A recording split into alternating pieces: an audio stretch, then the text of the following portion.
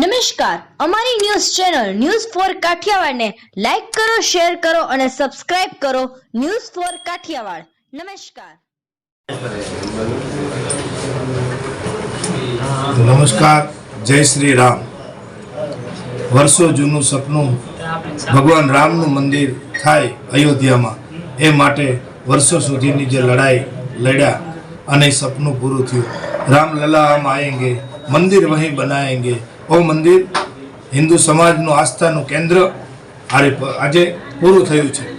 22મી જાન્યુઆરીએ અયોધ્યાની અંદર ભગવાન રામ બિરાજવાના છે. ત્યારે હું હરેશ ઠુમર, પ્રમુખ શ્રી જિલ્લા પંચાયત જુનાગઢ, હું જુનાગઢ જિલ્લાની જનતાને વિનંતી કરું છું કે હર ઘર રામ, ઘર ઘર રામ. દરેક ઘરે દીવા પ્રગટાવો, ગામ શણગારો, ગામની અંદર શોભાયાત્રાઓ કાઢો અને સમૂહ ગામડાઓની અંદર પ્રસાદીનું આયોજન કરો.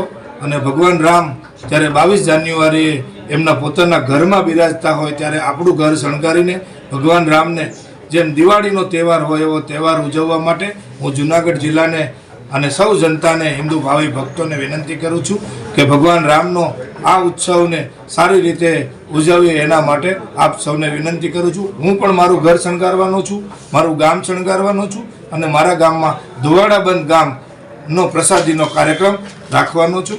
આપ પણ આપના ગામમાં આવો મોટો ઉત્સવ અને તહેવાર, 500 વર્ષ જૂનું આપણું સપનું ભગવાન રામનું મંદિર બની રહ્યું છે, ત્યારે આપ સૌ આ કાર્યક્રમમાં ભાગ લ્યો એવી વિનંતી. જય જય શ્રી રામ.